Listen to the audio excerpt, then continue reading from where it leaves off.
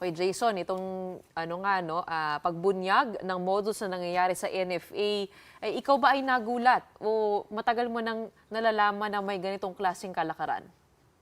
Hindi tayo nagulat, dahil, it's an open secret. Kaya lang what is really kumbaga, nakakagalit ay yung nangyari ngayon, sabi niyo nga kanina walang bidding. Ah, Binigay yung bigas sa mga piniling traders. Yun ang ating first question, bakit, pinili? Tapos secondly, kung sinasabi nilang aging yung bigas o nabubulok, bakit siya bibili ng trader? Kung ikaw ay negosyante, bakit ka magpapalugi kung alam mong, wala kang kikitain? So, obviously hindi siya aging, that is established. Pangatlo po, we must understand yung binili ng NFA was 23 pesos palay. Binenta po nila 25 pesos bigas. Ibig sabihin meron pong diferensya na 2 pesos. Nandun po yung pagkalugi ng government kasi hindi mo naman magigiling yung palay para maging bigas sa halagang 2 piso lang. Ang industry estimate po, nalugi ang government natin ng 14 pesos per kilo by selling the rice at 25 na kinuha na ng 23. Kasi 2 pesos yung markup eh.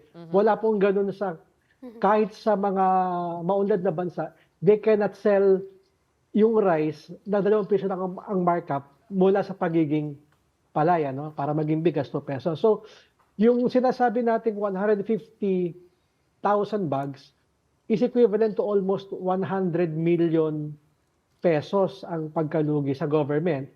Now, if we look at the data, sabi nila aabot ng 1 million bags, that is easily around 600, 700 million pesos po ang nalugi ng gobyerno at ang nakinabang yung private. Kasi yung private, they bought the rice at 25 pesos per kilo, pero binenta po ng 52. Ibig sabihin, walang kahirap-hirap itong mga trader.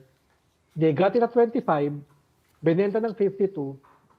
Kumbaga, meron tayong kasabihan, tubong lugaw. So po, sobra-sobra sa lugaw ang tinubo. Talagang kumita sila. Pero yun nga, at the expense of yung government po, tayong nalugi, ibis na makinabang yung mahihirap, ang nakinabang po, etong mga private traders. Pero yung perspective po na nagpalugi ka, ikaw ang gobyerno, pinalugi mo yung gobyerno natin, binenta mo ng palugi yung bigas, dapat pinabigay mo na lang si DSWD.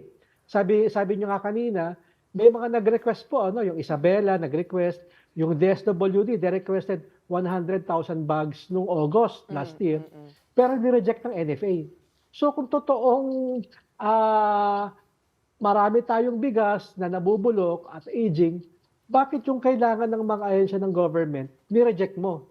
And instead, inantay mo yung panahon na you can claim na it is aging para po ibenta sa private traders. Yun po yung mga issues talaga na hindi natin talaga kayang tanggapin po.